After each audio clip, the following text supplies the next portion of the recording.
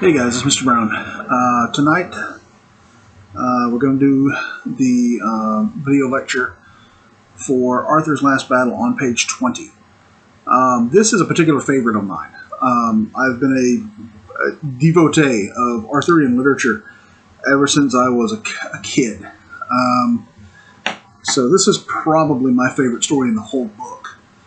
I gave you a little bit of a premise for the story in the notes I emailed out, and I gave you the nuts and bolts of the Learn About session about legends and epics.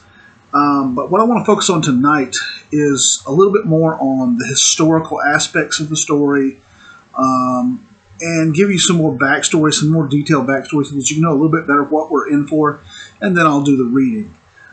This one's a pretty long story. Normally this is one that we would break up into chunks, and I would read some, and I would let you guys read some. So I'm just going to have to shoulder the whole burden myself, and we'll see if I can actually read this whole thing by myself without my voice giving out. First off, let's look at the historical perspective. For the most part, we talked about legends and epics. Something happens, and it gets people telling a story. For the most part, most historians will agree that to some extent or another, there was a Arthur, right? More than likely, nowhere near the character that we see in Thomas Mallory and in the movies and in the comics and everything else in the world. A real life person. There are a number of theories. An ancient historian named Geoffrey of Monmouth talks about two battles, the Battle of Badon Hill and the Battle of Camlan, which is the Arthur's last battle.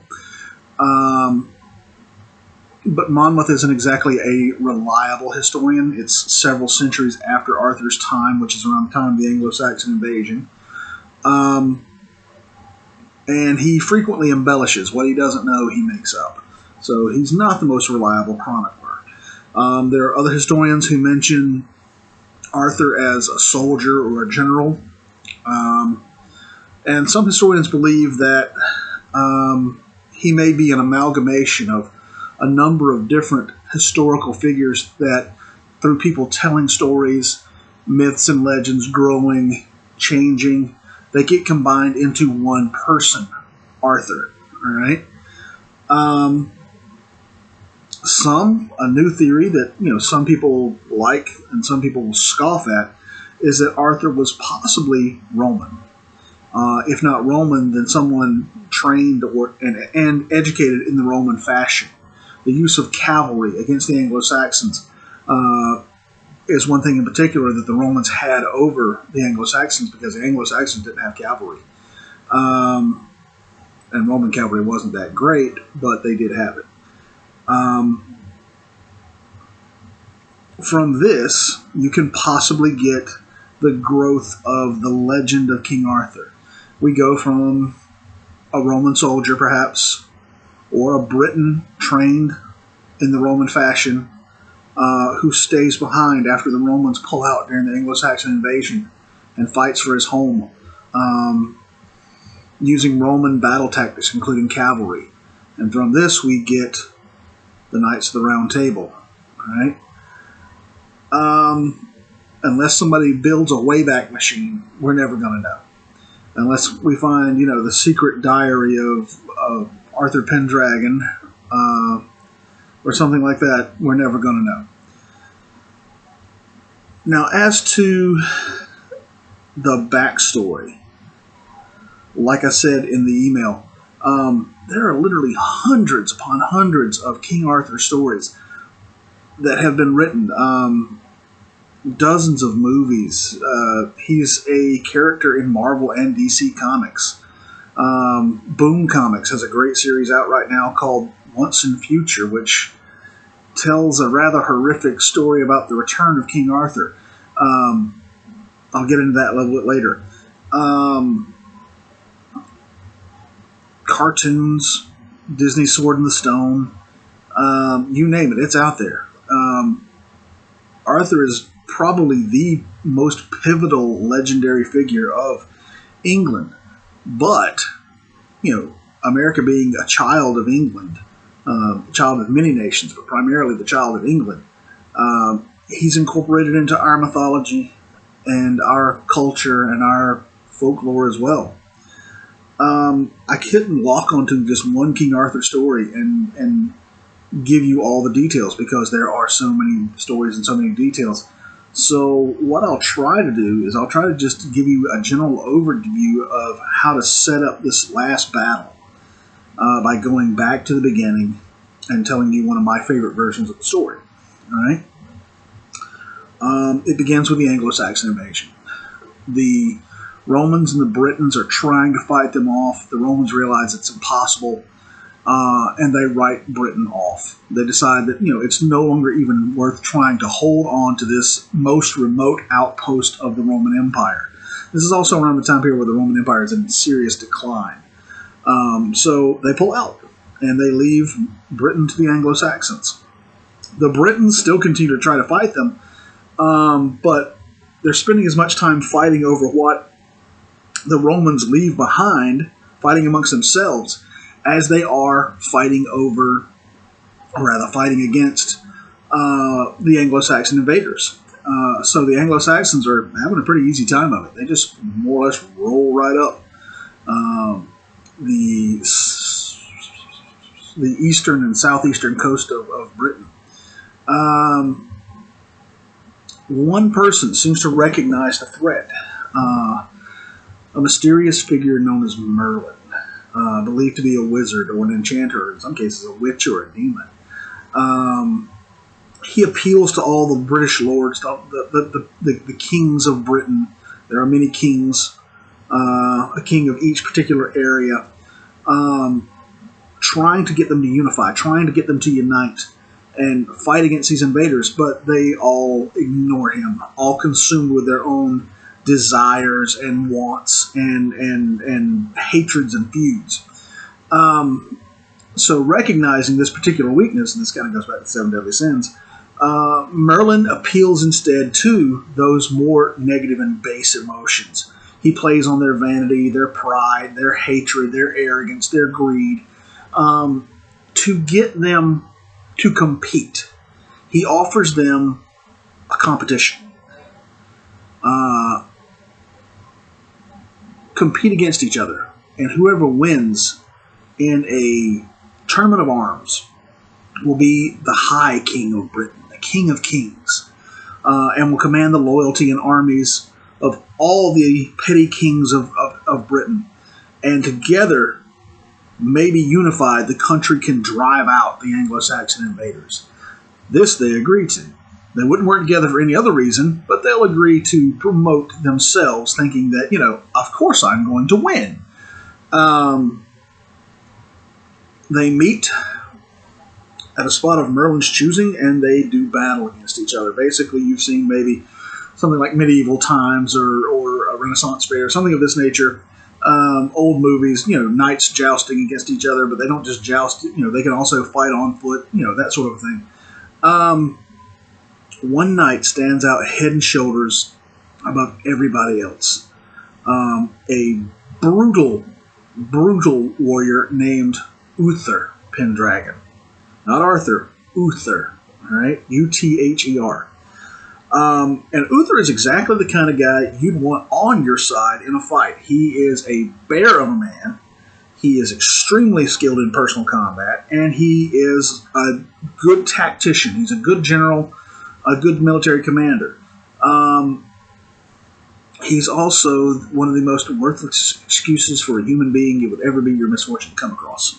You could go down the 7 deadly sins, and Uther would basically be checking them off. Yep, done that, done that, done that. Oh, yeah, did that a lot and really enjoyed doing it. So on and so forth.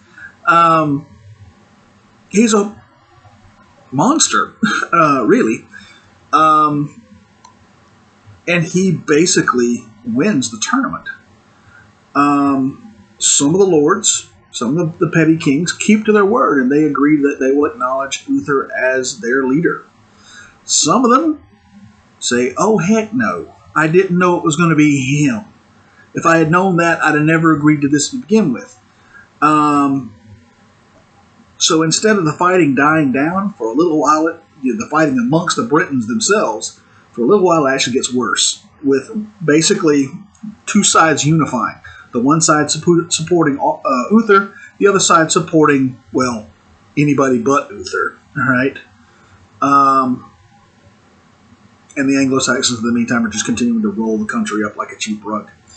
But eventually, Uther does crush the rebels, as he brands them, and beats them into submission, with the exception of one guy, Cornwall. All right, Cornwall is a tough nut to crack, and Uther basically realizes that to beat Cornwall, it would cost him dearly. He would lose a tremendous amount of his forces. Enough so that it wouldn't really even be worth winning. Merlin intervenes again and negotiates between the two. The deal that they strike is that Cornwall will commit his military forces to Uther's army so that they can fight against the Anglo-Saxons. But Uther will keep his paws off Cornwall's territory. All right. Uther doesn't like this at all. He's king of all or he's king of nothing. Merlin tells him to shut up and let me fix this. All right. So very reluctantly, he agrees to this. They go to Cornwall's castle at a place called Tintagel, and they celebrate their union. There's great feasting, great celebration, and Cornwall's wife joins the festivities, a woman named Igraine. All right?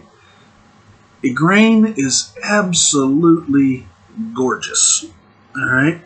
And Uther, have you ever seen the old cartoon where the wolf or the dog or whatever it is sees the incredibly attractive woman and his jaw drops onto the table, his tongue rolls out like a carpet, his eyes pop out of his head, and his heart goes bump, bump, bump, bump, bump, like that? That's what Uther does when he sees Igraine. All right? He starts doing and saying things you definitely shouldn't do to somebody else's wife. And Cornwall watches him, and watches him, and watches him. And then he comes across the table and starts beating the ever-living crap out of Uther right there on the floor. All right? Both sides jump up from the tables and they just go at it. All right? Uther's guys fight their way out of Cornwall's castle.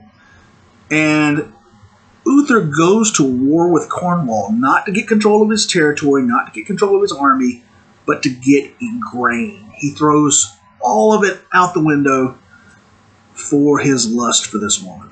All right? And he was right. Cornwall's a tough nut to crack. They sit there and they literally just grind each other to pieces. He lays siege to Cornwall's castle, but he can't take the castle. And Cornwall sits back there behind his walls and just bombs the living crap out of Uther's armies.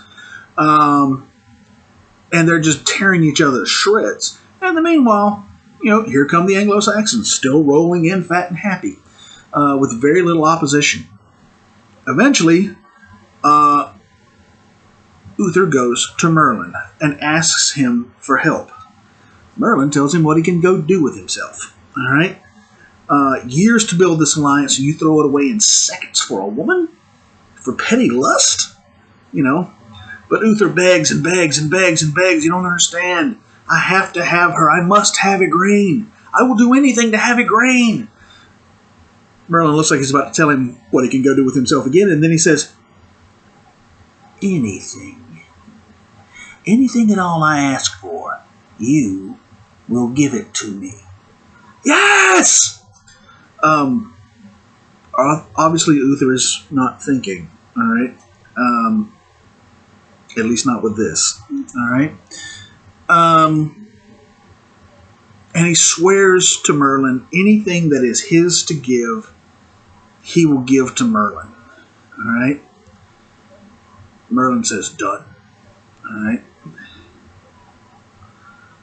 Merlin uses his magic to disguise Uther as Cornwall. And looking exactly like Cornwall, he rides up into Tintagel Castle, goes straight up to the bedroom, throws Igraine in the bed, and leaves happy the next morning. All right? During the night, Merlin assassinates the real Cornwall. All right? The Disney cartoon, The Sword in the Stone, portrays Merlin as this bumbling, silly figure. That is not the old Merlin of the Dark stories. He's sketchy and scary. They bring Cornwall's body back to Tintagel the next day. Igraine sees her husband being brought in full of holes and freaks right the heck out. He was just here. He was here. He spent the night with me. No, ma'am. He was in the camp all night, and, well, he's here. So she does not know what is going on, and she is seriously shook. With Cornwall dead, his army surrenders, and Uther takes and absorbs them into his army. He takes Tintagel Castle, and he takes Igraine. All right, and he marries her. All right. Different stories tell it differently. Sometimes it's with her permission. Sometimes he doesn't really care. All right. Yeah, but here's the problem. Yes, he's won the war. Yes, he's got Cornwall's army and resources. He's got his castle. He's got Igraine. He's basically just about destroyed both armies in trying to get her. All right. There's no way he's going to be strong enough to drive the Anglo-Saxons out now. So he decides to hunker down and hold on to what he's got, and maybe later the circumstances will change. All right. 9 months pass, and Igraine gives birth to a son, who they name Arthur. All right. Merlin shows back up, and he tells Uther it's time to pay the piper. All right. Uther basically says, well, I don't have much left, but whatever you want is yours to take. And he says, I want Arthur. Igraine freaks out. Uther freaks out. She begins to demand of Uther why Merlin wants her child. Uther basically is threatening to kill Merlin, not answering Igraine at all. Eventually, Merlin says, I did what you wanted. I got you what you wanted. You swore to me you would give me anything I asked for. Now it is time to pay. Igraine figures it out, and she attacks Uther, but he basically just knocks her out of the picture. She's no match for him. Merlin explains that, Merlin has the gift of foresight. He can see into the future. Uther has made too many enemies. There are too many people who hate him, who are afraid of him. They are secretly plotting behind his back to kill him. And they're going to also kill Arthur. And Igraine as well. If Uther will give him the child, Merlin will raise the boy to be the man Uther should have been. To be the king this land has to have if it is going to survive. All right? I will teach him to be what you should have been. All right? If only this... Does any of this sound familiar to anybody? All right?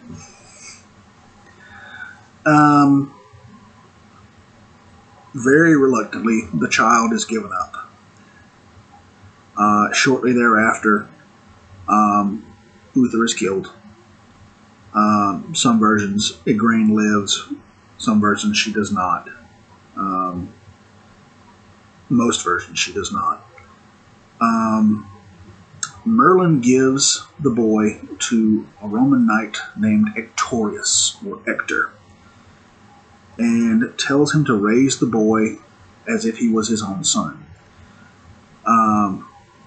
Ector agrees to do this at first because he is scared to death of Merlin. All right? But eventually, he comes to love the kid like it was his own son. And so Arthur grows up never knowing that Ector is not his father and that Ector's son Kay is not his brother. All right? And every so often, this weird old, crazy tutor shows up, and Kay can't stand the guy. All he wants to do is learn how to be a knight. He wants to fight and hunt. But Arthur loves the weird old dude, and he teaches him the craziest things in the world. In addition to all the normal stuff that you would learn, he teaches him things that, seem to Arthur almost magical. All right? Ector teaches Arthur how to be just about perfect as a knight and as a soldier. He teaches him how to fight. He teaches him personal combat, but military tactics and strategy, raises him to be a leader of men. But beyond that, he also teaches him how to be a good, decent human being. Ector is about as straight up a dude as you'd ever want to meet. And he doesn't just teach Arthur military stuff, he also teaches him law, philosophy, how to be, as I said, just a good, decent human being. All right? 16 years roll by. All right? And in this time period, the contest of kings has kind of continued. It's evolved and changed a little bit. No one really is sure who perpetuated it, kept it going, made it turn into this yearly tournament. But every year, knights and lords and kings gather together outside of London to compete in this tournament of kings. And if you win the tournament, you get to try to I can't talk. You get to try to draw Uther's sword, which has somehow mysteriously become embedded in a stone. No one knows how this happened. No one knows how the stone came to be transported out in front of this church. All right, but every year they come to compete. And as the years go by, it becomes less of a, yes, I want to be the High King, and more of a, yeah, let's go to the tournament this year. This year, Kay is going to compete for the first time. He's a newly made knight, and Ector is stepping down. He's getting a little too old to do this as a casual recreational activity. He can still do it if he has to, for real. But no, it's not worth the bruises to try to draw a sword out of a stone that no one's been able to budge for 16 years. Arthur acts as Kay's squire, the attendant to a knight, his helper. And as Kay is about to go out and compete in a tournament, they discover that someone has stolen Kay's sword. And Kay's absolutely furious, and he's blaming Arthur for the loss of the sword. How could you have done this, you stupid little wart? Where is my sword? Arthur begins running all over everywhere, trying to find a sword. Gotta find a sword. Where's the sword? I need a sword. All right? And as he's running around trying to find his brother a sword, he runs by this old church, and right in front of the church is, a sword sticking out of a big rock. So he runs up to it, grabs hold of it. That was easy. All right, and runs back to his brother. All right? He runs up, he's like, Kay, I've got you a sword. All right? And Kay takes the sword without even really looking at it. And then he looks at it and realizes what he's got. And he is just way stupid happy, laughing, oh my God! His father comes up, he sees what he's got, and he's like, Kay, did you pull the sword from the stone? Yes, sir, I did not. Where'd it come from? Arthur gave it to me. The sword won't let him lie. All right.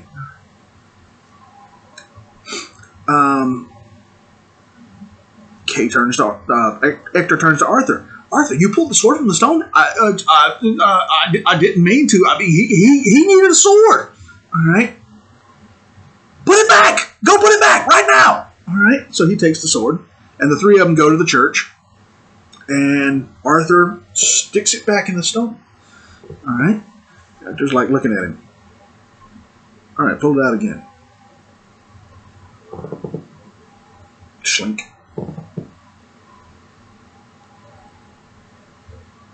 Put it back. Slink. All right. Ector tries to pull the sword out. Doesn't budge. Kay, pull that sword out. Doesn't budge. Arthur, pull that sword out.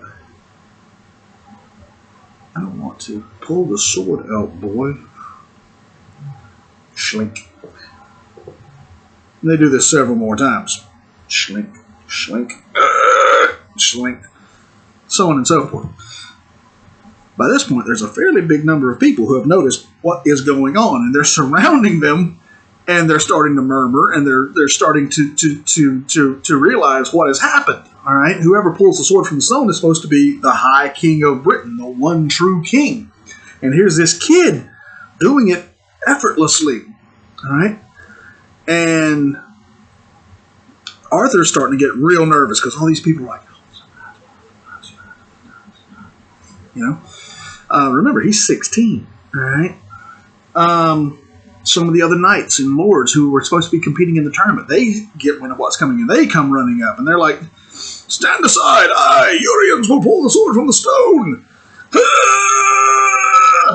The rock moves, but the sword doesn't. All right, and they all knock each other about, and they're trying to pull the sword out, and they can't get the thing out until finally the crowd is chanting, "Let the boy try! Let the boy try!" And Arthur is basically starting to get fairly moderately freaked out now. All right? All eyes on him. All right? And finally, Ector's like, "All right, go on, pull it out." "I don't want to." "Pull that sword out." "I don't want to." "Pull that sword out of that rock."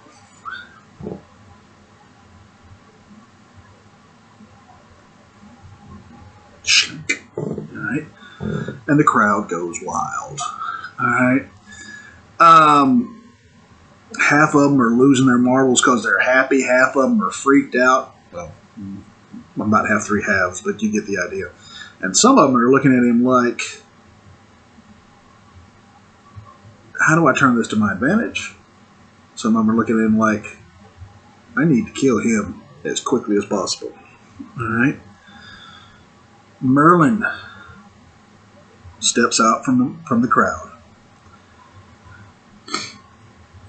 And he and Ector explain to him, your whole life is not what you thought it was.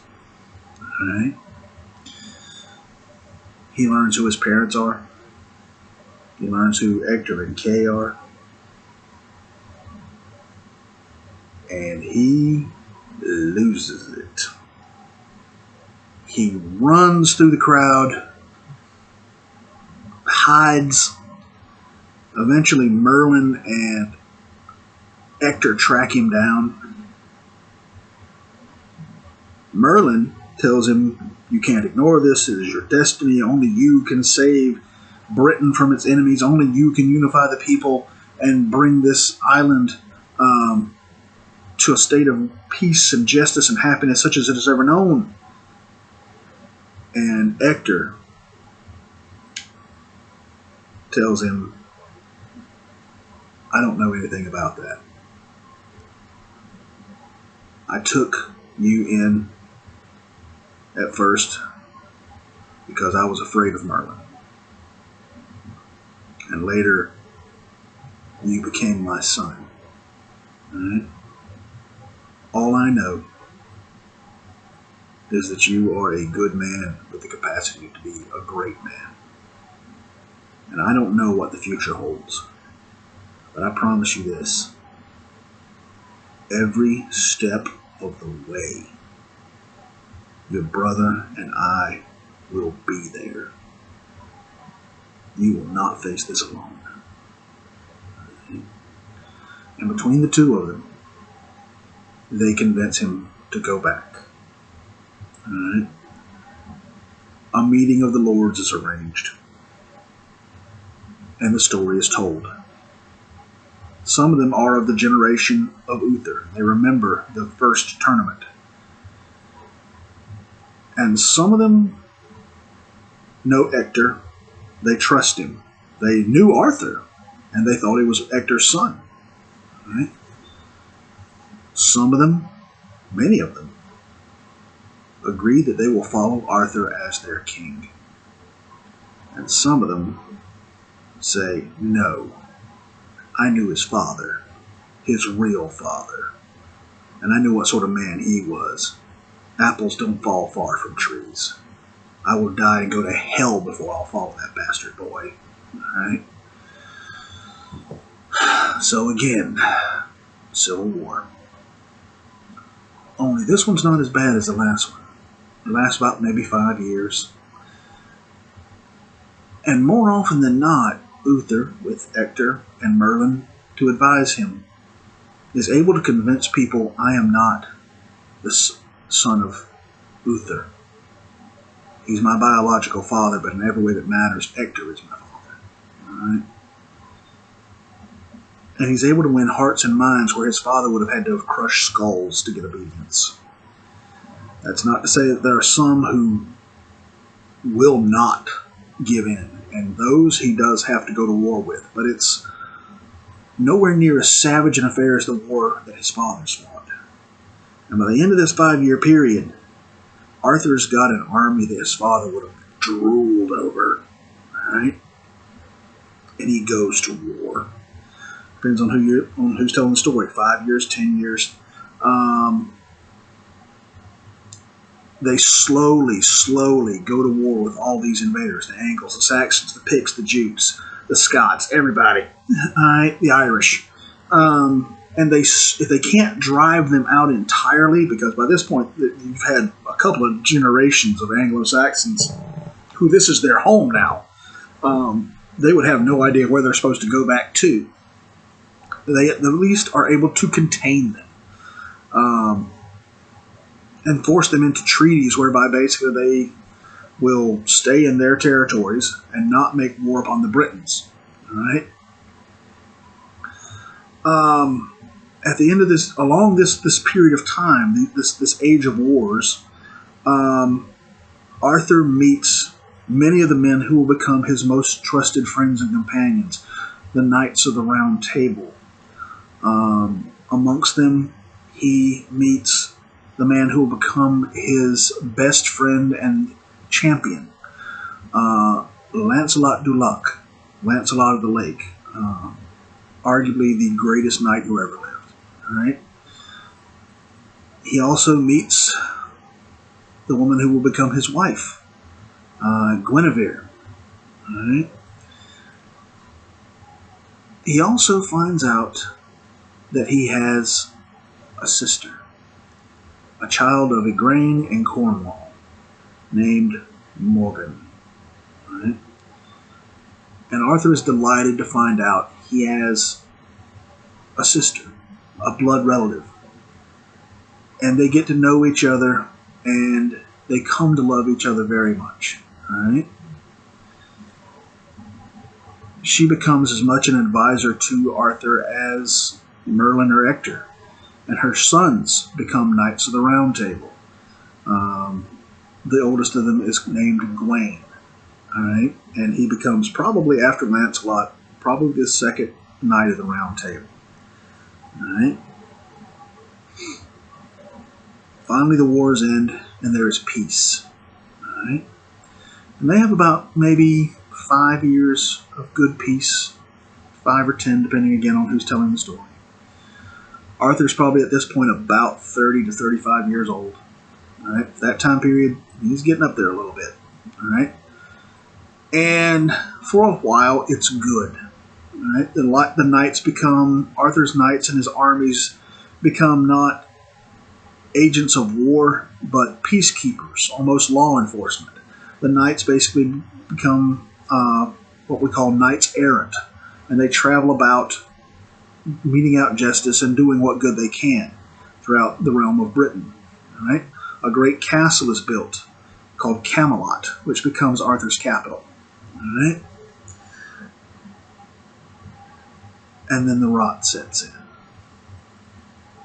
It's hard sometimes for a soldier to give up the fighting. And so it was true for Arthur's knights. Arthur has made enemies. And the greatest of them is one he doesn't even know is an enemy. His sister Morgan. Morgan blames Arthur for the death of Cornwall and Igraine. Admittedly, couldn't possibly be his fault. He was not even born when Merlin did what he did. All right? But she still blames Arthur for it. She views him as a thief. That, everything that Arthur has should somehow be hers. And she plots and schemes behind his back, tries to bring him down, tries to create division amongst the Knights of the Round Table, tries to kill them, tries to kill Arthur. But she's never exposed. She's very canny, very clever in what she does, and no one is any the wiser that the serpent at the heart of Eden is Morgan. All right. Eventually, she overplays her hand and she's exposed. And Arthur can't believe that she has been doing all this all these years. The penalty is pretty obvious. This is treason, attempted murder. In some cases, she's done great harm. And there's only one answer for her crimes: death. Right? But it's his sister. His only sister. His only blood kin. And he loves her. Despite everything she's done, he loves her. If Arthur has a weakness, it is compassion. Which can be a wonderful trait in a leader and a weakness. Alright? He can't bring himself to kill her. So instead, she's going to be banished to Cornwall. She's told to go to Tintagel Castle and live out the rest of her life in that castle. And if she leaves, she's dead. That night, Morgan reveals a few cards that she hadn't revealed. Morgan has, along the way, picked up magic of her own. She's a sorceress. And she does to Arthur what was done to her mother. She uses her magic to disguise herself as Arthur's wife, Guinevere. And she goes to her brother and she sleeps with him. Ew! But yeah, it happens. Alright? She leaves Camelot with no one the wiser that anything has happened. She goes to Tintagel, and 9 months later, she gives birth to a child, whom she names Mordred. And she raises Mordred with one thought in his head: kill your father, take his kingdom. The kid is raised his whole life to be a weapon. Right? There is a wonderful little video by a Celtic musician, and right this second I can't think of her name to save my life, but I'm going to attach a link to one of her videos. The video is called Mordred's Lullaby, and it pretty much paints the picture of how Mordred is raised by Morgan, who gets a new name during this time period, Morgan Le Fay, Morgan the Strange. All right, and we'll get into that a little bit more later. All right, or Morgan the Wild. All right, 16 more years go by. All right, Arthur by this point is probably about he's probably 45 or 50, which again for this time period is pretty old. He and Guinevere have never been able to have a child. All right.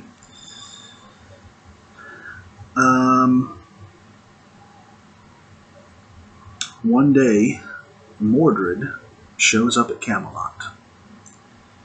And by this point, Arthur knows who he is. They found out who he is. All right.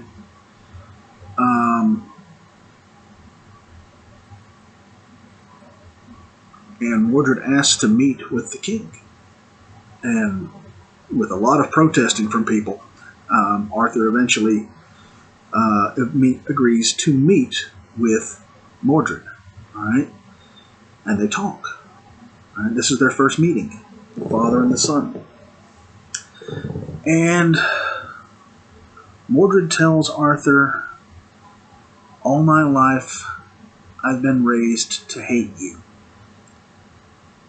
My mother has told me that you're a liar and a thief and a murderer.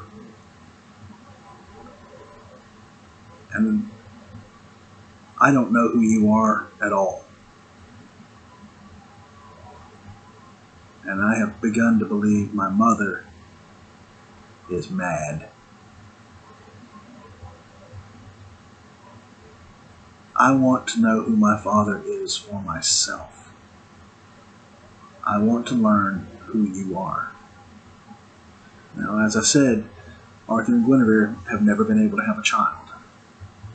And Arthur, again, feels compassion for this boy, this young man, who is his son. Right?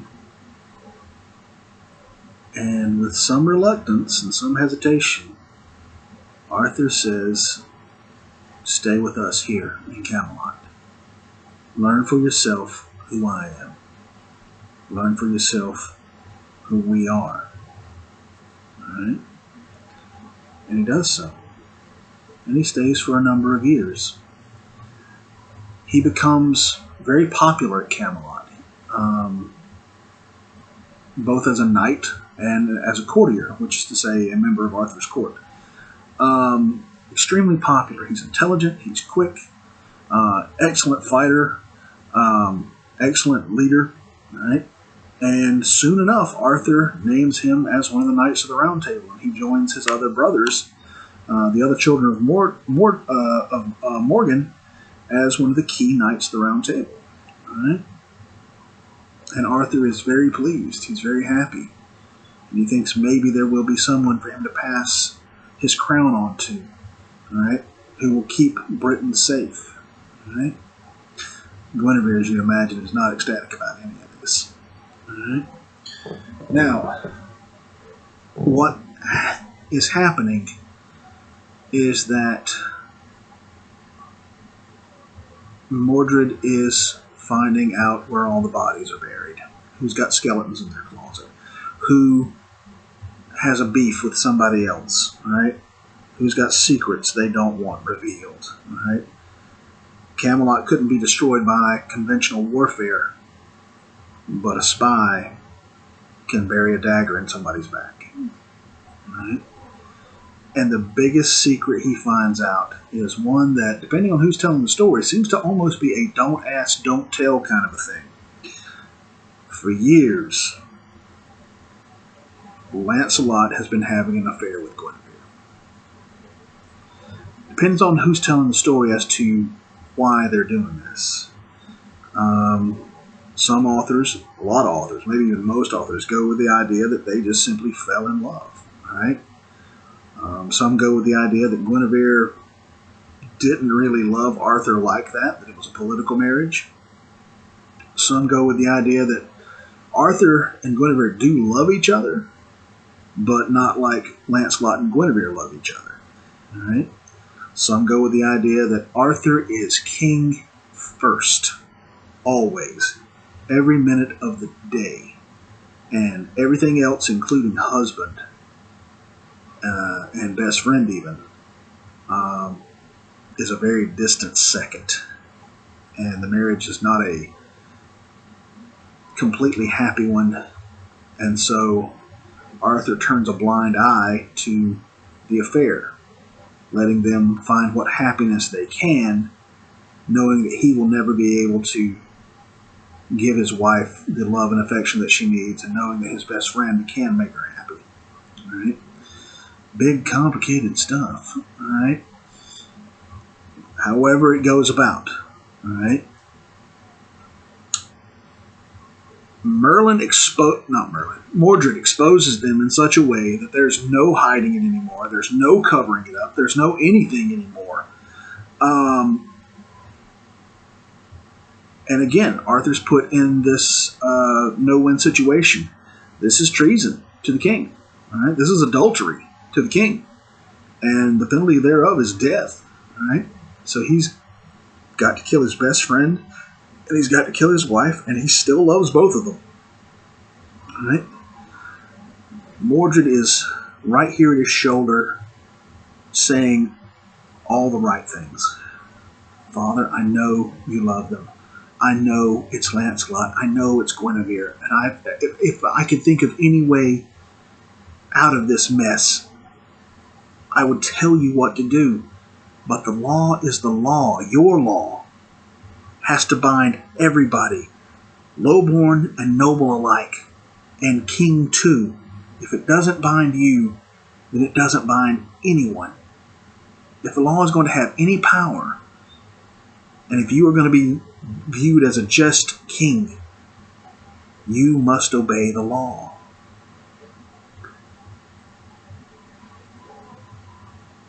Arthur is trying to find some way out of this. All right? And he tells Mordred, I will think on what you say. All right? While he's thinking,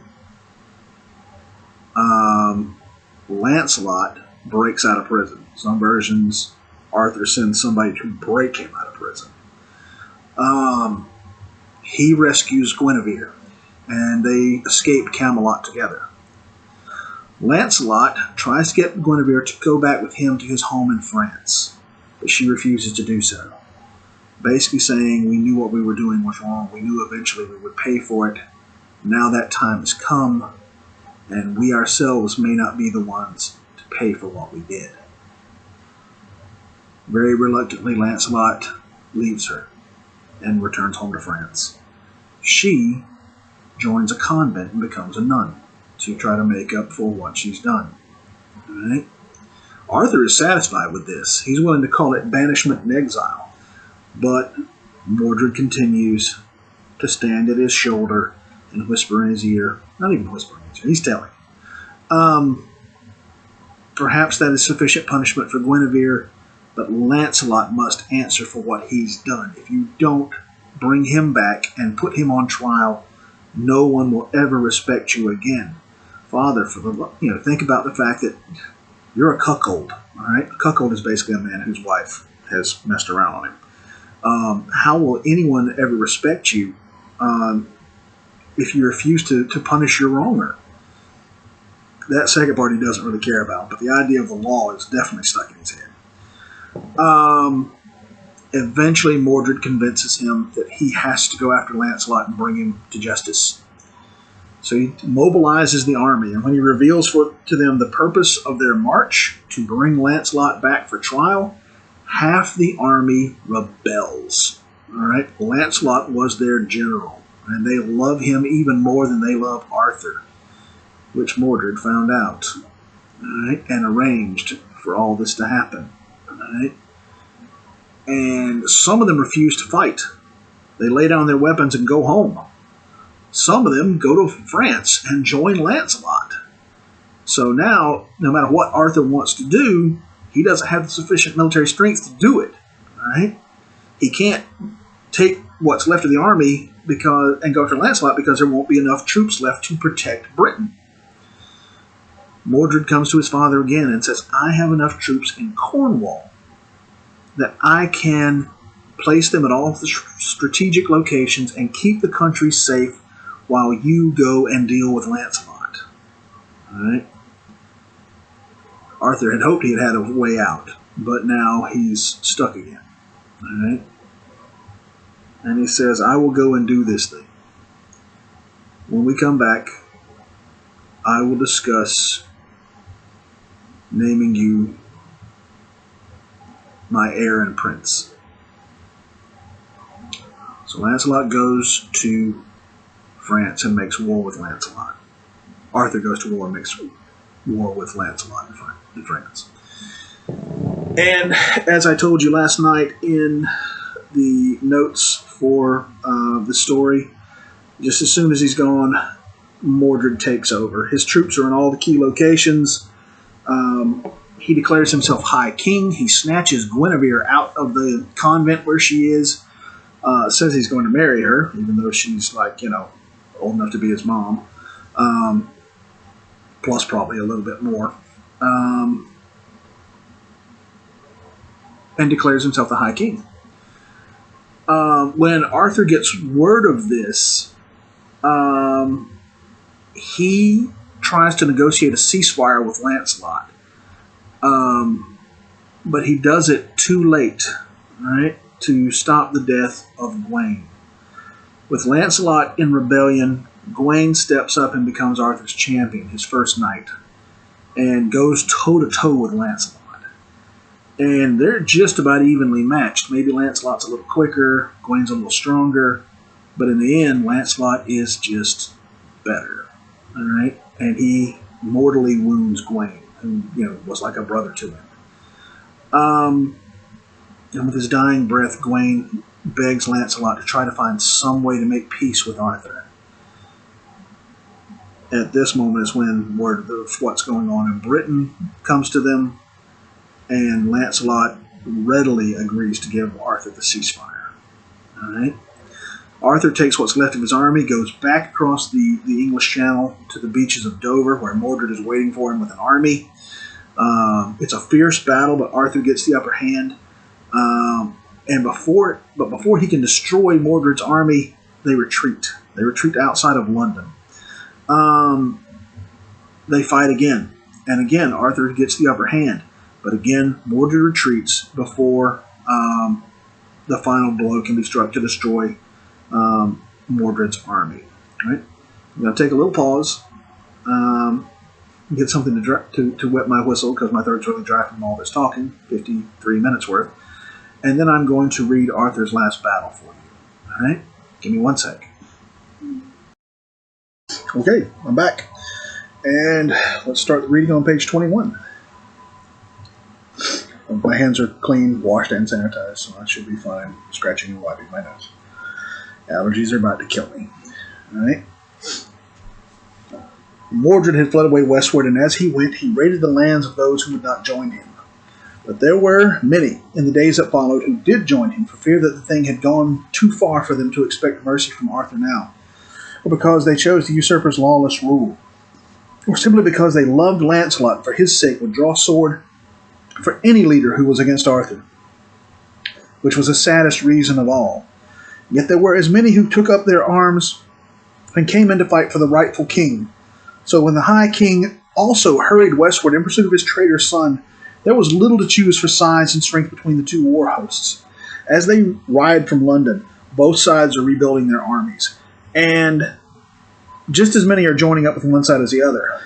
Some are joining up with Mordred simply because they prefer Mordred to Arthur. I mean, Arthur and his stupid laws. Some are joining up because they basically didn't go with Arthur to France, and they didn't try to stop Mordred when he took over. And now they're afraid that Arthur's going to punish them for sitting out both fights. Some are still angry with Arthur for going to war with Lancelot, and will fight for anybody who's fighting Arthur. But just as many are joining up with Arthur's army, so that there's really no difference in strength between the sides of the two war hosts. None at all, really. Right? They swept past London along the great ridge that reared its back above the forest country. The king longed to turn and ride for the city for one last sight of Guinevere the queen, but it was not the time. He contented himself as best he might by sending 3 messengers on fast horses to make inquiry and bring him back word that all was well with her. Arthur pushed on westward without slacking the pace and purpose of his march. Arthur still loves Guinevere, right? And he has this instinct. I need to go see my wife. I need to go see Gwen. I might not ever see her again. But he can't take the time to do it. He instead, I really need to try to concentrate on looking at the lens. Still new to this, guys. Be patient with me. Instead, he sends messengers to go check on her and make sure that everything is okay with her. All right? Twice the war host had met in battle, and twice the hot king had thrust the usurper back. And so at last, far over into the western marsh country, the 2 armies faced each other for the greatest battle of all.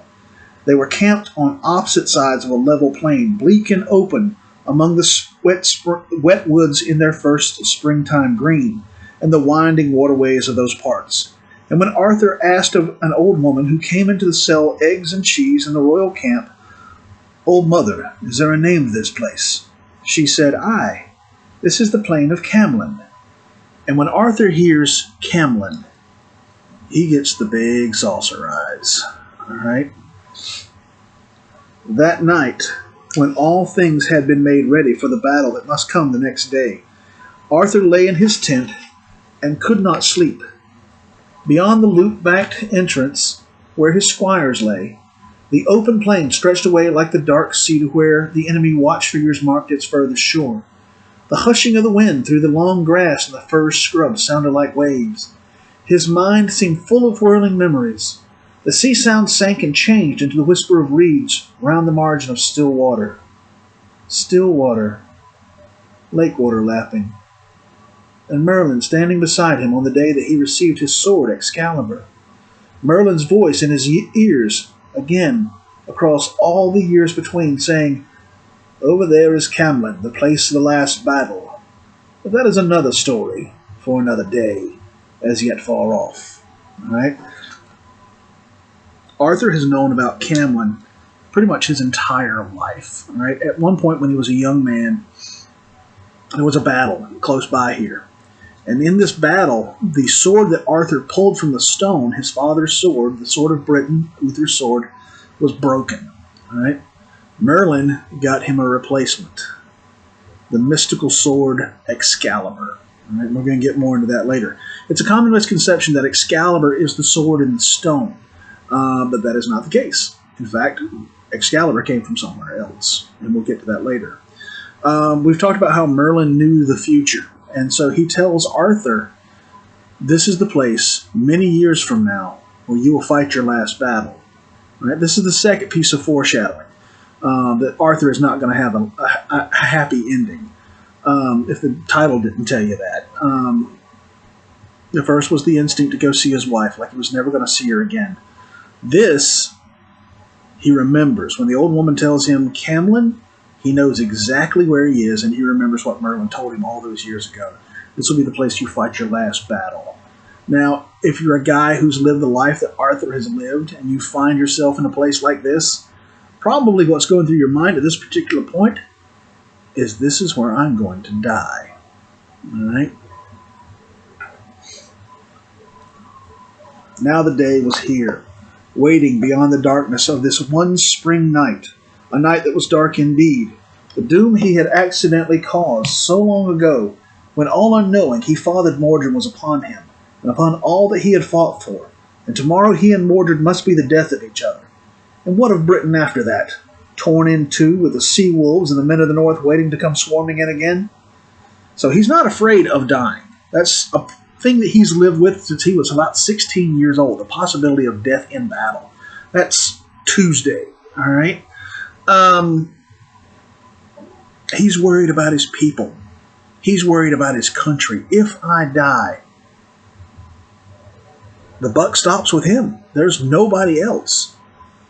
There is no one else who can keep the people safe, who can keep the country safe. If he dies, there's a very real possibility it all goes to pieces, and he knows this. All right? So he's not afraid for himself. He's afraid for everybody else. In the chill, dark hour before dawn, he fell into a state between sleeping and waking, and in that state he dreamed a dream, if it was a dream. It seemed to him that Sir Gawain came in through the entrance to the tent, armed and looking just as he used to, though it may be strange that he came pacing in as though no tent squires lay across the threshold, and none of them seemed to see him come. And Arthur sat up and stretched his arms to him in joyful greeting. "Welcome, Gawain, my most dear nephew. Now thanks be to God that I see you healthy and alive, for I thought you dead and grave laid in Dover town." And then he saw that behind Gawain thronged the misty, bright-eyed shapes of women, foremost among them the Lady Ragnell, Gawain's 7 years' wife. And Arthur was glad that Gawain had found his own lady again, for the years he had shared with her had been his best as a knight and as a man. And Arthur asked, "But what are these ladies who come with you?" "Sir," said Gawain, "these be all of them ladies who I fought for or served in some way when I was a man alive. God has listened to their prayers, and for their sakes has been kind to me, and granted that I come to you." "It is for some urgent cause that you come," said the king. "It is to forewarn you of your death. For if you join battle with Sir Mordred this day, as you and he are both set to do, you must both die. Then the greater part of your armies in the kingdom of Logres shall indeed go down into the dark. Therefore God of his special grace has sent me to bid you not to fight this day, but to find means to make a treaty with Sir Mordred. Promise whatever he asks of you as the price of this delay. This truce shall gain you 1 month of time, and within that month shall come Sir Launcelot and his army. Together you shall overcome Sir Mordred and his war host, and so shall the kingdom be saved from the dark." And suddenly, with his last words scarcely spoken, he was gone from the place where he had been, and the bright-eyed shadows with him. All right, so this is the third piece of foreshadowing, although this isn't foreshadowing at all. This is blatantly stated. Gawain's ghost, all right, a dream or vision. Gawain's ghost comes to Arthur, and he pretty much tells Arthur that everything he is afraid of is going to come to pass if he fights Mordred tomorrow. They will both die. Both of their armies will be smashed out of existence. And Arthur's kingdom, which, Camelot in Britain, it's also called the Kingdom of Logres, will basically go to hell in a handbasket. All of the ancient enemies will come back in. Everything that Arthur is afraid of is going to come to pass. This is his nightmare. All right? But Gawain gives him a way out. If he can get a ceasefire, a truce with Mordred, just 30 days. In that 30 days, Lancelot will come with his army from France, and between the two of them, they'll have the troops not only to destroy Mordred, but to still have strength enough to keep the country safe. Now, Arthur and Mordred were just at war, so why in the name of anything you want to talk about is Lancelot going to come help Arthur now? Well, it's pretty simple. Have you ever really, really been mad with somebody you loved, but when push came to shove, you still loved them? All right? You may have gotten into it with somebody who you really loved, somebody you really trusted, and you felt like they really stabbed you in the back. All right? Sometimes you can't come back from that. A lot of times you can't come back from that. But sometimes you can. Sometimes you find yourself in a position where you can make it right, or at least make it partly right. And that's where Lancelot is. All right?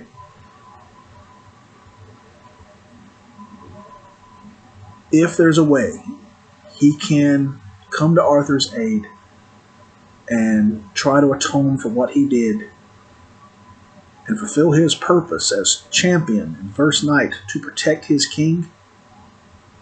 That's what Lancelot's going to do, because that's what Lancelot is. Lancelot is going to come riding over that hill like the proverbial cavalry, and Lancelot is going to save the day. And in a little, Arthur saw the green light of dawn growing pale beyond the tent flaps. Then he arose and summoned his squires to fetch Sir Lucan and Sir Bedivere and two of the churchmen, priests, um, who, and when they came and stood before him, he told them of the vision he had had and the things Sir Gawain had told him. And he commanded them to go to Sir Mordred under the green branch, under an olive branch, a symbol of peace, and to make a truce with him that should last a month. Offer him lands and goods, said the king, as much as seems reasonable, anything that seems reasonable. Only do you win for me and for all our people this month's delay. The priests often, the church would negotiate between warring parties. So the priests are kind of like neutral ambassadors. So he's going to send Lucan and Bedivere out to negotiate with Mordred. And first off, he says, just get me this truce. So offer him anything. Then he backs off and says, offer him anything that seems reasonable. If you make it too good, he's going to know something's up. Do whatever you have to, but get me this truce. All right? So Sir Bedivere and Sir Lucan and the two churchmen went forth under the green branch and came to the enemy camp. And there they spoke long with Sir Mordred among his grim war host of 50,000 men. So there's about 100,000 guys on Camlin Plain. All right? And at last, Mordred agreed to these terms, that he should have the lands of Kent and the old kingdom of Cornwall from that day forward, and the whole of Britain after the king's death.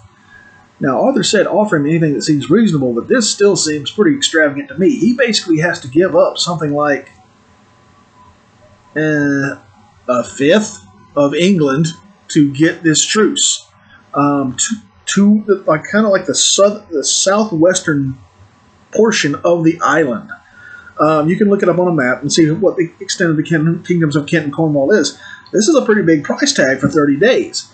And then, beyond that, the icing on the cake is that it is going to be agreed that when Arthur dies, Mordred will become the High King. He will be named Arthur's heir, right? So again, to me, this sounds like one heck of a steep price tag for 30 days, but apparently Arthur agrees to it and Mordred buys it, all right? It was agreed between them that Arthur and Mordred should meet an hour from noon, midway between the two war camps. Each would be accompanied by only 14 knights and their squires for the signing of the treaty. And Sir Bedivere and Sir Lucan returned to the royal camp and told Arthur what had been arranged. When he heard them, a great relief arose in him, for he thought that maybe, after all, God was showing him a way to turn back the dark and to save Britain. But still, Arthur did not trust his son. He had the men of his war host drawn up clear of the camp and facing the enemy. When the horses were brought and he mounted, his chosen 14 knights around him, he was ready to ride out to the meeting. He said to the captains, "If you see any sword drawn, wait on no orders, but come on fiercely and slay all that you may. For there is a black shadow on my heart, and I do not trust Sir Mordred." And on the other side of the plain, Mordred gave orders to his own war host. "If you see any sword drawn, come on with all speed, and slay all that stand against you. For I do not trust this treaty, and I know well that my father still seeks his revenge." Neither one trusts the other one as far as he could throw him wearing his armor sitting on a horse. All right? They're like mirror images of each other, light and dark, and they leave the exact same identical order with their armies. If you see any sign of trouble, if you see weapons drawn, do not wait, attack. All right? So they rode forward and met at the appointed place midway between the battle hosts and dismounted. They left their horses in the care of their squires to discuss and sign the treaty, which the clerks had made out twice over upon fine sheets of vellum. Then the treaty was agreed to, and first Arthur and then Mordred signed it, using the king's saddle for a riding slope, sort of a portable desk. And it seemed that there must be peace between them, at least for this 1 month, and the doom and the darkness turned aside. They actually get the treaty signed, and they exchange their copies of the treaty, and it looks like everything's going to be okay, all right? But scarcely had their copies of the treaty been fairly exchanged when an adder, a snake, right, resting in the warmth of the spring day and disturbed by the trampling of men and horses too near her sleeping place, slithered out among the dry grass roots, coil upon liquid coil, and bit one of Mordred's knights through the loose lacing of the chainmail at his heel. All right, now think about this for a second.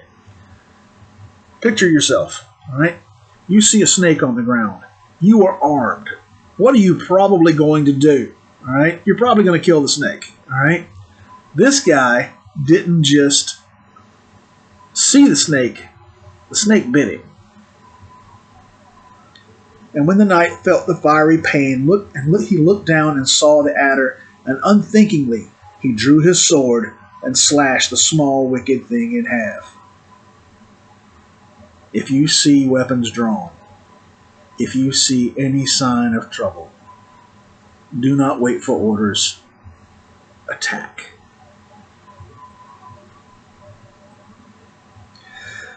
And when both war hosts saw the stormy sunlight flash on the naked blade, they remembered their orders, and the harm was done. From both sides there rose a great shouting and blowing of horns and trumpets. The two war hosts burst forward and rolled towards each other, dark as doom under the colored standards and the fluttering pennants. The sour yellow sunshine flickered on their swords and spears like summer lightning in the heart of a thundercloud. And as they came, the two war hosts sounded a storm roar of hooves and a swelling of war cries. They've got no way to stop this, all right? There's no way for them to stop this. They're a mile from either army, all right? All they can really do is do this.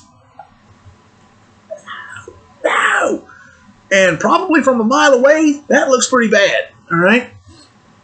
They didn't bring any of the means of signaling or communication with them that you would use during this time period to let your army know what they were supposed to be doing. They didn't bring any flags, they didn't bring any bugles, they didn't bring any drums. So they've got no way to stop this from happening, all right?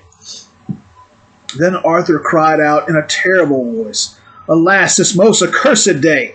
and hurled himself into the saddle and drove spurs into his horse's flanks and swung him round with frantic haste to join the forefront of his own oncoming war host. Sir Mordred did likewise in the same instant, and the battle closed around them. Alas, this most accursed day. All right? Think about what's got to be going through Arthur's heart and mind right in this second. All right? He thought he'd won. He thought he had it all. He thought that everything was going to be okay. All right? They were going to be able to save Britain. And in one split second, because of a stupid mistake, right, an unthinking action, it all falls completely apart. All right? Think about it for a second. I mean, this is, you may have been in a position where you basically thought, okay, I got this. Everything's going to be great. Everything's going to be fine. And then it all goes, all right?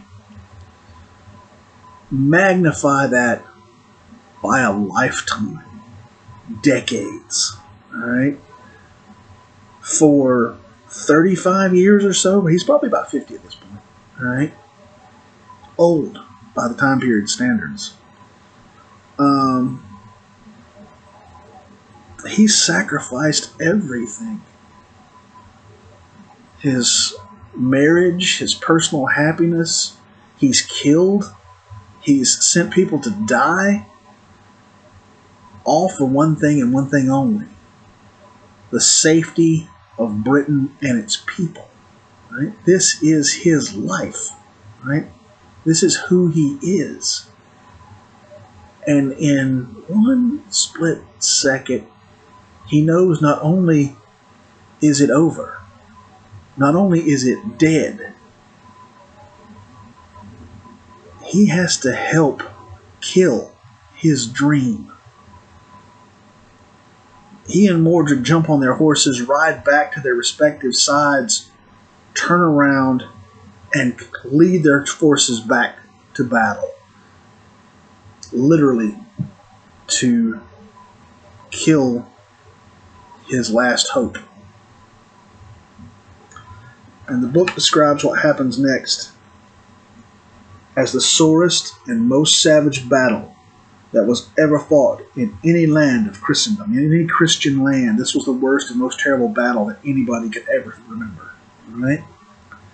It was scarcely past noon when the fighting joined, but soon the clouds that gathered overhead made it seem like evening.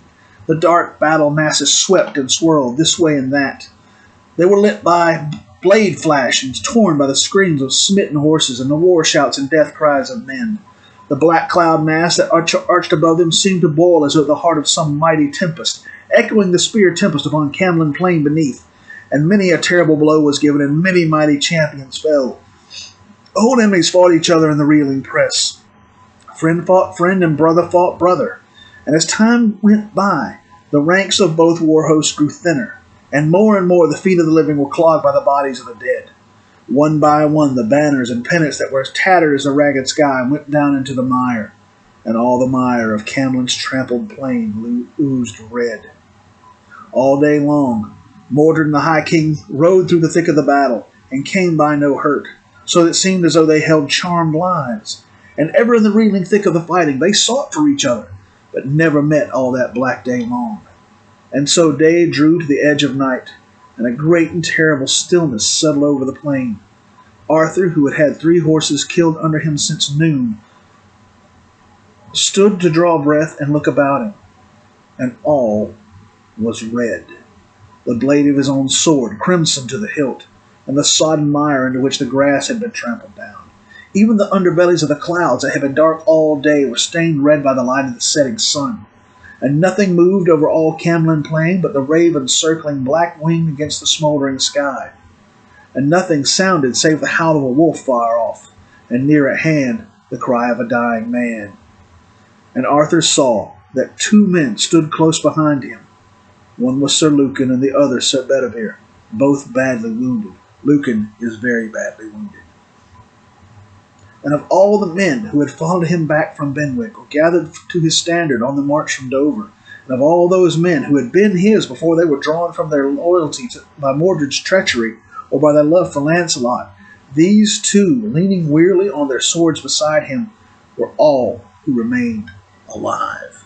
Right? The battle starts about noon. And this is a bright spring day, blue sky, not a cloud in the sky. And then, when the 2 armies collide, if you've ever seen that battle scene in Braveheart where they hit each other and they both sounds like 2 freight trains colliding. Magnify that by, tens of thousands. All right, these are 2 armies, 50,000 strong, just smashing into each other. All right, it's like the whole world reacts. The whole world starts to die. Storm clouds come rolling in, and it gets pitch black. Even though the noonday sun is in the sky, and there's thunder and lightning, but there's no rain, and every civilized instinct just seems to flee from everybody's mind, and it becomes about put the man on the ground, all right? Kill the other guy before he can kill you. Now, I'm not going to try to blow smoke and tell you that war is ever civilized. Anybody who ever said that there's anything glorious or noble about war is out of their gourd, all right? You can celebrate individual bravery, courage, things like this, but there's nothing glorious about war. There's a reason that the Romans and the Greeks broke their had 2 war gods. They had Ares, who was the god of war, all the ugly aspects of war, and they had Athena, who was the goddess of honorable combat, all the, I guess you could say, noble aspects of being a warrior. They knew there was a distinction. All right. It says old enemies are seeking each other out, like they somehow instinctively know this is it. This is the day to settle all scores. And it says brother is fighting brother. We've had houses, families pulled apart who ended up on opposite sides of this civil war, and now they have to fight and kill each other. All right. And as 100,000 guys go at it for roughly about 6 hours, the battle ends about dusk. Bodies are hitting the floor, hitting the ground. And as they are fighting, it gets to the point where there are so many bodies on the ground, it's difficult, just about impossible, to take a step without having to step on someone who is dying or dead. All right? And there's so much blood seeping into the ground that they stomp the ground into mud with blood. All right? And all throughout this 6-hour period, Arthur and Mordred are trying to find each other, and it's chaotic. Lucan and Bedivere are sticking to Arthur like glue. They are his bodyguards. They're taking hits for him. That's their job. And in the meantime, it's just laying about. All right? And in the fighting, multiple times, Arthur has horses killed out from beneath him. All right? And it's like taking a bad fall. It's like taking a bad fall from a bike. All right? You get up, battered, bruised, scraped up. Sometimes you don't get up. All right? But throughout all this fighting, all hell breaking loose all around them, Arthur comes out of this fight bruised, scraped, cut, hurt, but not badly injured in any way. All right? Lucan and Bedivere look like they were put through a meat grinder. Lucan in particular is in very bad shape. He is leaning on his spear, and he is holding his intestines in with his other arm. He's literally squeezing his intestines back into his body. At some point, somebody gutted him. All right? And he's barely hanging on by a thread. It takes a long time to die from a stomach wound. You will normally die from shock before you'll die from anything else. So he's only basically on his feet by sheer willpower. All right? And as they look around, as far as you can see, in any direction you look, it looks like the whole world has been drowned in blood. They're covered head to toe in blood. All right? The sun is basically setting, and it's lighting the clouds from beneath, and it's turned the clouds red. All right?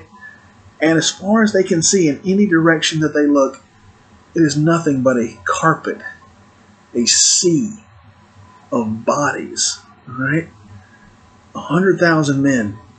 And of those 100,000 men who came to Camlin Plain, 50,000 of Arthur's, 50,000 of Mordred's, as far as they can see in any direction, any place where the evening mist is not obstructing their vision, they only see standing themselves. 3 men out of 100,000.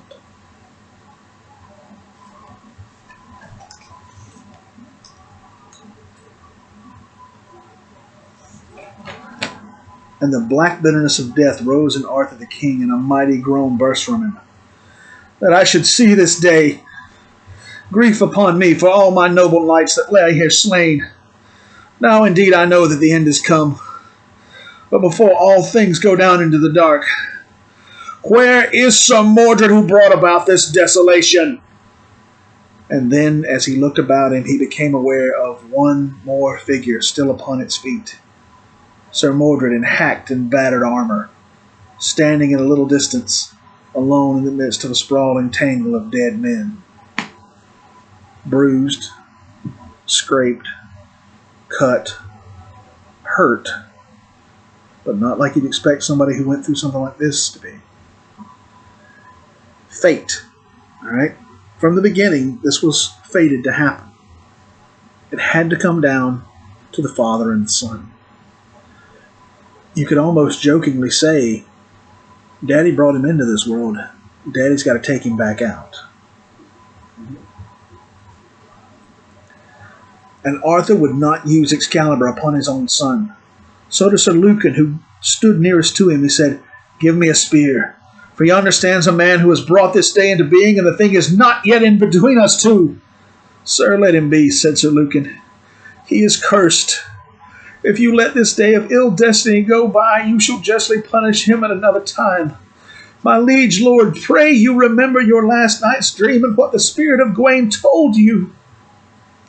Even though by God's grace and mercy you still live at day's end, yet leave off the fighting now. For there are 3 of us, while Sir Mordred stands alone. We have won the battle, and once the doomsday be past, it will be past indeed, and new days to come. All right. Arthur goes for Mordred. He heads towards him, Excalibur in both hands. And as he's heading out, he looks at Excalibur. He looks at his son.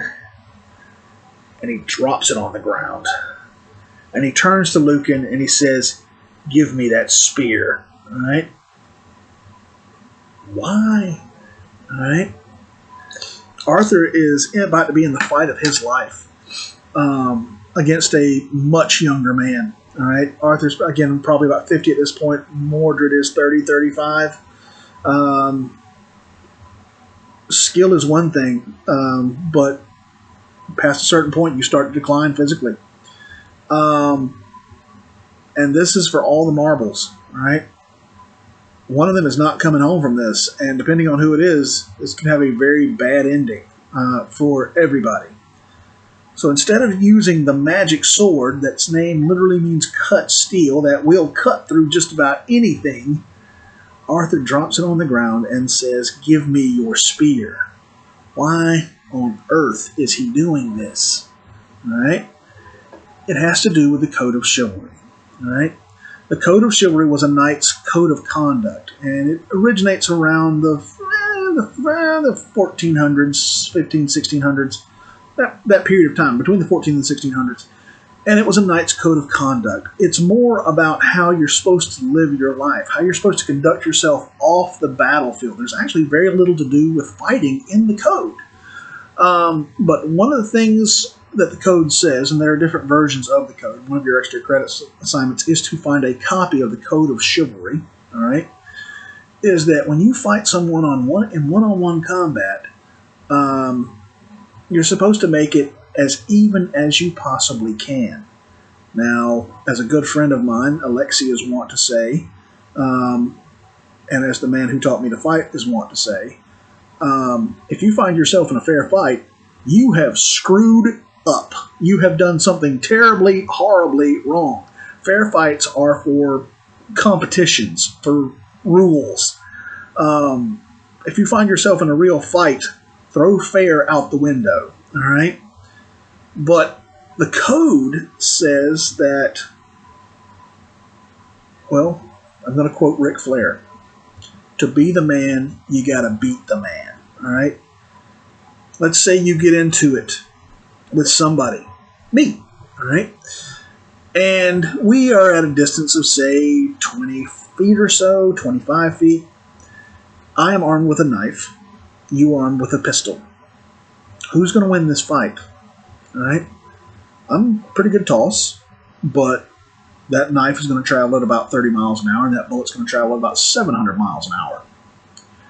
It's going to come down to who is better armed. But if we're armed exactly the same, all right, it's going to come down to who's better and luckier. All right? To be the man, you got to beat the man. All right? Arthur has had this pounded into his head since he's been old enough to understand it. All right? This is like DNA deep in him. He cannot go into one-on-one combat, even when the stakes are this high, with the advantage that Excalibur gives him. He just can't do it. All right? Sounds crazy, and nobody probably outside of a storybook would do it, but that's where we're at. All right? So he drops Excalibur, and he demands Lucan give him his spear. And Lucan begs him, just begs him, "Please don't do this. Please don't do this. Remember what Gawain told you. Don't fight him. All right? Wait for Lancelot. All right? We've won." It doesn't look like they've won, but I guess technically they have. It's 3-1. They've won. All they have to do is take him prisoner and wait for Lancelot, and they can still win. All right? But have you ever been so mad you could not think straight? Have you ever been that angry to the point where rational thought was somewhere out in left field? All right? He can't fight him with Excalibur, but he's not letting him walk away from this. He's done too much. All right? All this carnage, all this bloodshed, all these dead men, and it is his fault. All right? Arthur's going to him if he can get to him. All right?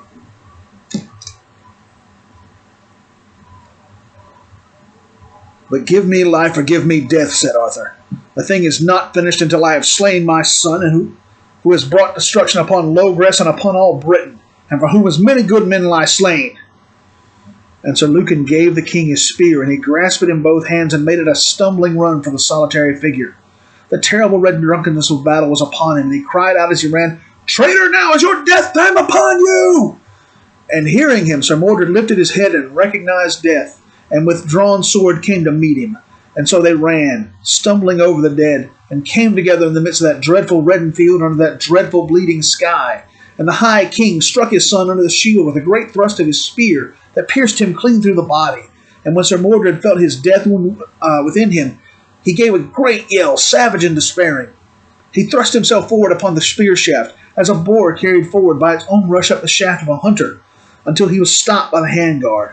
And with all the last of his strength, he swung up his sword, two-handed, and dealt the high king his father such a blow on the side of the dragon-crested helmet that the blade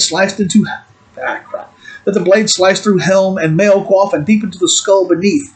And at the end of the blow, Sir Mordred fell stark dead upon the spear, dragging it with him to the ground. In the same instant, Arthur the king dropped also, not dead, but fainted upon the stained and trampled earth. All right? Big showdown. All right? They run at each other. Barely able to get over the bodies on the ground. And Arthur puts the spear through Mordred. He gets under his shield and puts it through him, in the front, out the back. Mordred doesn't stop. Mordred just keeps right on coming. He's coming up that spear on just pure momentum. And at the last, he takes hold of the spear and literally snatches himself up the last foot or two to get close enough to hit Arthur so hard in the side of the head with his sword that it cuts through a steel helmet, chainmail, and into Arthur's skull. All right?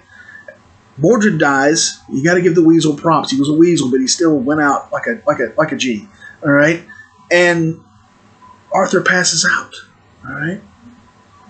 Then Sir Lucan and Sir Bedivere came and lifted him between them, and by slow stages, for their wounds were terrible, they carried him from the battlefield to a little ruined chapel not far off. They laid him there in the shelter and the quiet that the place offered, upon a bed of piled fern that looked as though it had been made ready for him before the altar. Fate. All this, basically, there's some higher power at work, pulling strings behind the scenes. All right? And there, when they had laid him down, Sir Lucan gave a deep groan and crumpled to the earth at his feet. The effort of getting his king to shelter had been too great for him, with the gaping wound that was in his belly. All right? Lucan is Arthur's bodyguard, and his job is to take hits for Arthur, and he took those hits. And his one concern is to get Arthur off the field, to get him as safe as he can make him, to get him to a place where maybe he won't survive, but he's still trying to do his job. All right? And when he's done it, when he's done everything that he can do for his king, he gives it up. All right? There is a passage from the Bible. No greater love has a man than he gives up his life for his brother. All right? This is why firemen run into burning buildings. All right? This is why soldiers throw themselves on grenades to save their buddies. All right?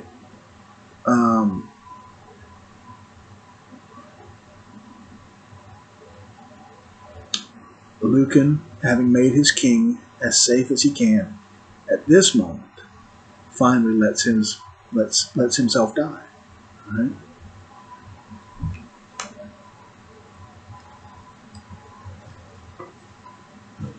And when Arthur came back to himself and saw Sir Lucan's body sprawled there, the grief rose in him. He cried out, "Alas, this is a most sore sight. He would have aided me, and he had more need of aid himself." It's kind of like this is the last nail in the coffin. He knows, seeing Lucan's body, that it really is over. You know, the dream is dead. It had been dark when they reached the chapel, but now the skies had cleared. Shortly the moon rose, sailing high and uncaring above the dreadful stillness of Camden Plain, and looking with shadowed sight out through the gap in the far wall where the stones had fallen, Arthur saw, not far off, the whispering reed-fringed shores of a lake. White mists cloaked the water, shimmering in the white fire of the moon. The far shores were lost in mist and moonshine, so that there might have been no far shore at all. And Arthur knew that lake. He knew it to his heart's core. And gathering all that was left of his strength, he said to Sir Bedivere, "To this lake, to another part of this lake, Merlin brought me long ago." It seemed to him that he was forcing the words out so hard that they must come out forth as a shout, but they came only as a ragged whisper that Sir Bedivere must bend close to hear. "Now leave you weeping. There will be time for mourning later on for you. But for me, my time grows short. There is yet one more thing that I must have you do for me." "Anything," said Sir Bedivere. "Anything, my liege lord." "Take you Excalibur, my good sword, and carry it down to yonder lake shore, and throw it far out into the water. Then come again and tell me what you see." "My lord," said Bedivere, "I will do as you command and bring you word." He took the great sword from where it lay beside the king, and reeling with weakness from his own wounds, made his way down to the water's edge. In that place alder trees grew here and there along the bank. Sir Bedivere passed through them, stooping under the low branches, and paused, looking down at the great sword in his hands. The white fire of the moon showed him the jewels in the hilt and played like running water between the clotted stains on the fairy forged blade. And he thought, this is not only a high king. Oh, mess my voices up. This is not only a high king's weapon. This is the sword of Arthur. Once thrown into the lake, it will be lost forever, and an ill thing that would be. The more he looked, and the more he weakened in his purpose. And at last he turned from the water and hid Excalibur among the roots of the alder trees. Then he went back to Arthur. All right? Bedivere doesn't understand. He doesn't know why Arthur's doing this. He doesn't know why Arthur has told him to take Excalibur and throw it into the lake. But he goes to do it. But as he's on the edge of the lake and he's looking at the sword in the moonlight, the white fire of the moon, he's looking at it, and it's truly a beautiful thing, even as it's covered in blood. It's got jewels in the hilt. It's worked with silver and gold and precious metals. And it's just a beautiful thing. Now, the book mentions fairy forged. Faery. All right? I'm going to come back to that in just a sec. All right? And as he's looking at it, he's thinking, this is all that we have left to remember the king by. If I throw it in the lake, we've lost even that. The people need something to remember the king by. So he's not keeping it for any kind of a selfish reason. He's not keeping it for himself.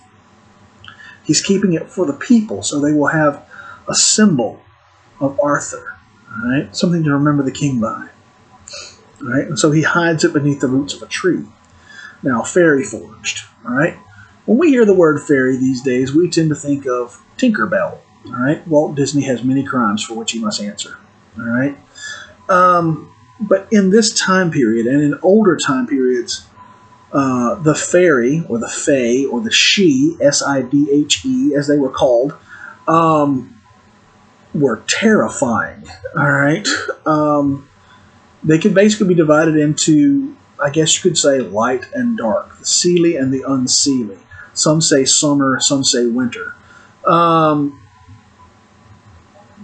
And again, these are no, not Tinkerbell. Beings of pure magic. The stuff of dreams and nightmares. Read a book of Celtic mythology sometimes. Some of it is absolutely delightful, and some of it will make you, will make sure your feet are not sticking off the edge of the bed. The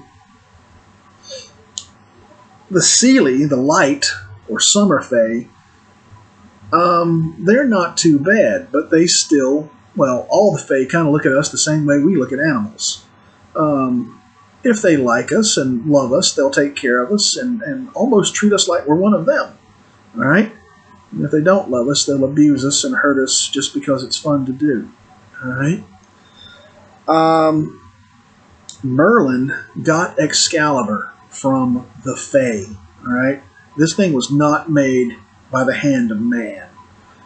And Arthur has to return it to them. He only had it for the time of its use. Now that he is dying, it has to be returned. And I'm not sure why it has to be somebody else. Maybe because somebody else got it. Maybe because Merlin got it. Somebody else has to give it back, not Arthur himself. I'm not really sure on this part. But Bedivere knows none of this. All he knows is that Arthur wants him to throw the sword in the lake. And he just can't bring himself to do it. All right?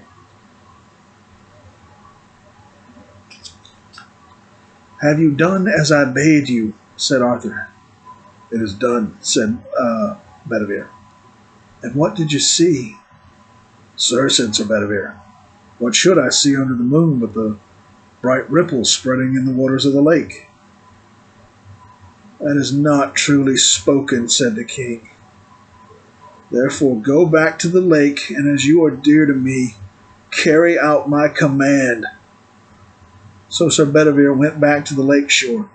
He took the sword from its hiding place, fully meaning this time to do as the king had bidden him. But again, the white fire of the moon blazed upon the jeweled hilt and the shiny blade, and he felt the power of it in his hand as though it had been a live thing.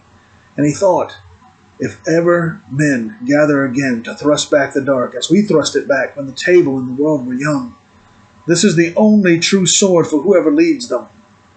And he returned the sword to its hiding place and went back to the chapel, where the king lay waiting for him. "Have you done my bidding this second time?" asked the king. "I cast Excalibur far out into the lake," said Sir Bedivere. "And what did you see?" "Only the reeds stirring in the night wind." Now Arthur's expecting something. All right? He knows it's not just going to go in the water and go splash. And the king said in a harsh and anguished whisper, "I had thought Mordred the only traitor among the Brotherhood, but now you have betrayed me twice. I have loved you, counted you amongst the noblest knights of my round table, and you would break faith with me for the richness of a sword." Bedivere knelt beside him with hanging head. "Not for the richness, my liege lord," he said at last. "I am ashamed, but not for the richness, nor the hilt jewels in the hilt, nor the temper of the blade." "That I know," said the king more gently. "Yet now go again swiftly. This time do not fail me if you value still my love." And Sir Bedivere got stiffly to his feet and went a third time down to the water's edge. He took the great sword from its hiding place for a third time and felt the power of it in his hand and saw the white moon fire on the blade. Without pause, he swung it up above his head and flung it with the last strength of arm and breast and shoulder far into the lake. Twice he feels the thing almost come alive in his hand. He feels the power of it running up and down his arm like electricity. And again, he's not keeping it for himself. He's not keeping it for any kind of selfish reason. He's holding it for the next leader. He thinks if there's ever going to be another leader like Arthur, if there's ever going to be another group of men like we were when we were young, when we were what we were supposed to be, all right? The table lost its way, as I mentioned. The rot set in. That leader will need this sword to unify the people even as Arthur did. So neither time is Bedivere keeping it for himself. He's keeping it for posterity, for the future. All right?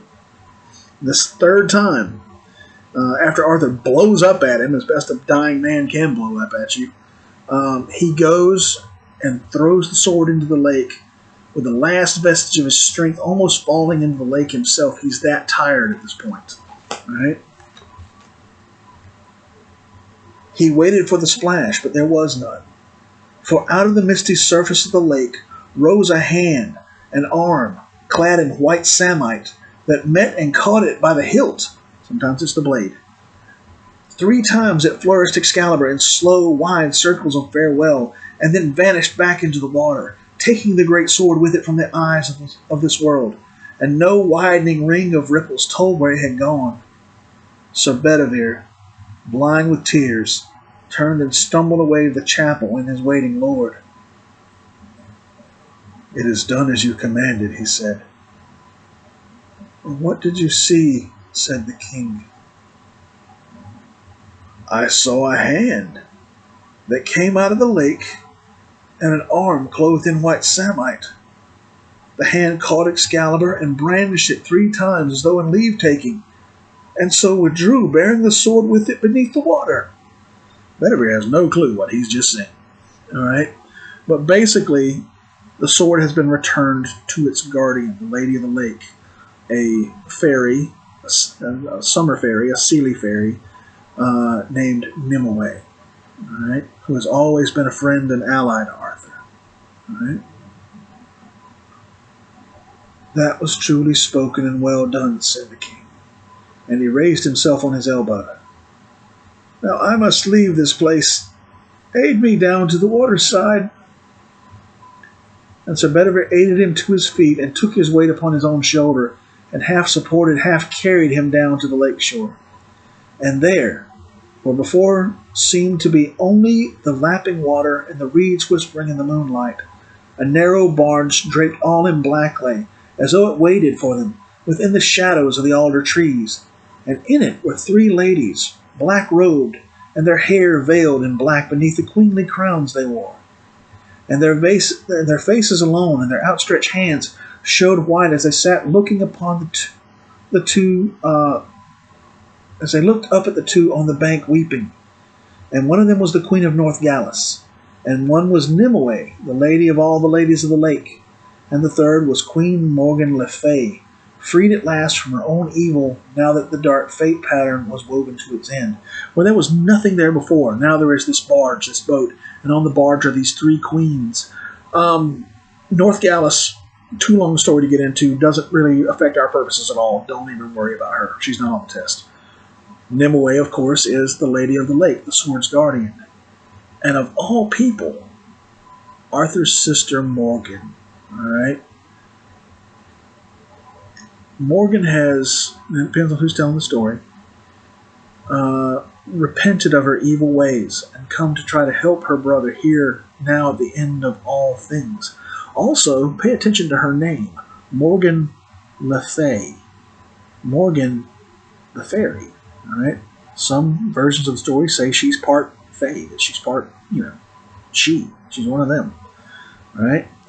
One very interesting story called The Mists of Avalon basically portrays Arthur and Morgan as enemies not because they hate each other, but because they have different dreams and visions for what the future is going to be for Britain. Morgan holds to the old Celtic pagan religions of Britain, and Arthur holds a Romanized Christian future for Britain. And so they are at war, or at least, at odds, because they have different dreams for the future. All right? In any event, she's come to help now that it's too late. All right?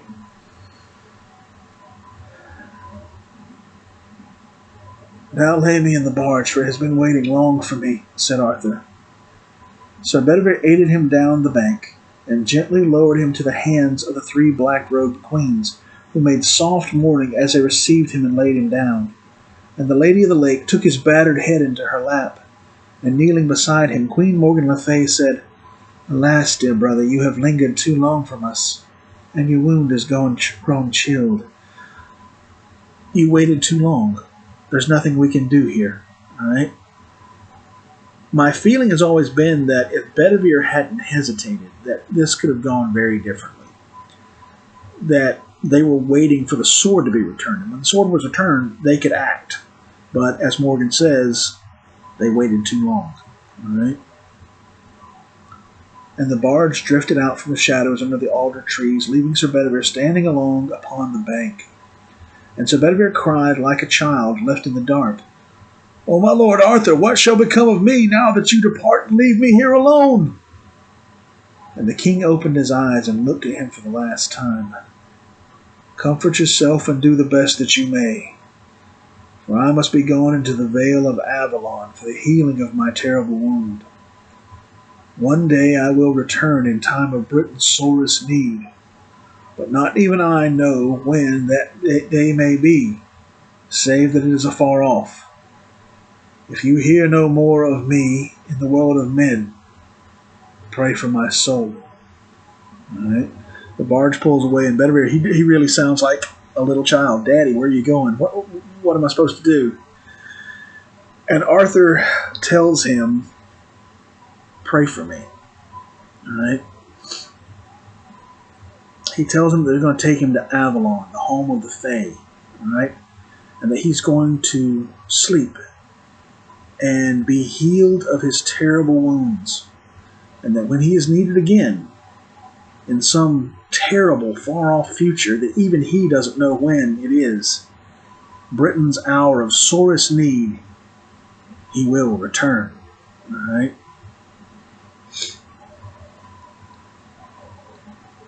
So, Malory's title for his book, La Mort d'Arthur, The Death of Arthur, it's completely wrong. Arthur didn't die. Arthur is on Avalon, waiting, sleeping, until he is needed again.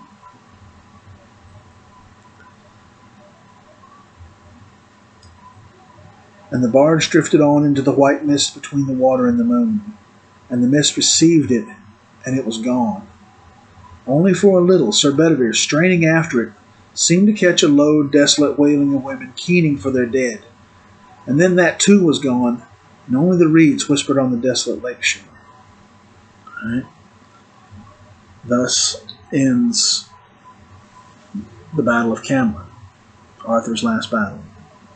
But maybe not the end of Arthur's story. Really, definitely not. Because other authors, other storytellers have continued the story on for 1,500 years. All right? 1,000 years, 600 years, From the day that Arthur's story was first told, to Malory telling it in La Mort d'Arthur, to modern interpretations, be they film, television, books. I'm going to probably attach a few videos to this one to give you guys a little bit of perspective. There is some further notes I need to give you guys, and I'll include those in the email when I send out this video. This story is extremely allegorical. That means that the story is extremely symbolic. Many of the people and things and events from Arthurian legend are symbolic of people, places, and events from the Bible. All right?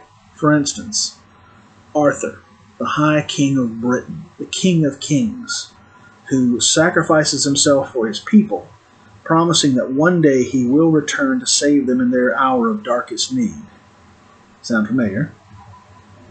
Sounds a lot like Jesus, who goes into Golgotha knowing that he's going to die horribly, but does it so that humanity can be saved. All right? And again, no one's trying to preach or convert. No one's trying to do anything like that. A lot of these old stories, they have a very heavy flavor of Christianity to them because that was the dominant religion in this time period, and the church controlled the sources of education. So, no, nobody's trying to convert, nobody's trying to preach. This is simply the story that we are reading. But beyond that, you have the Knights of the Round Table, Arthur's closest friends and companions.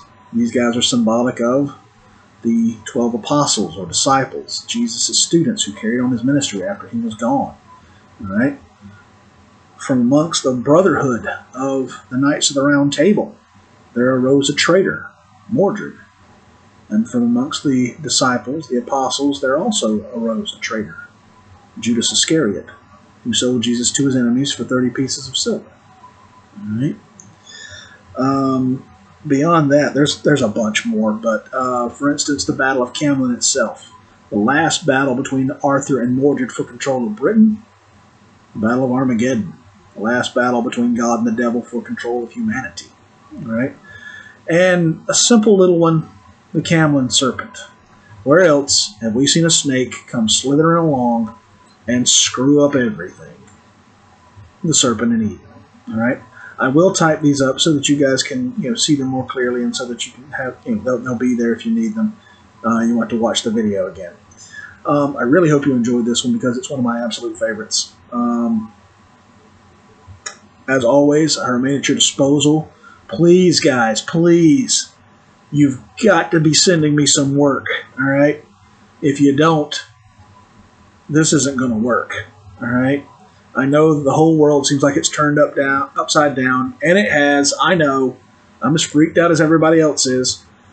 But life has to go on. Our duties and responsibilities do not change. We still got to do our jobs.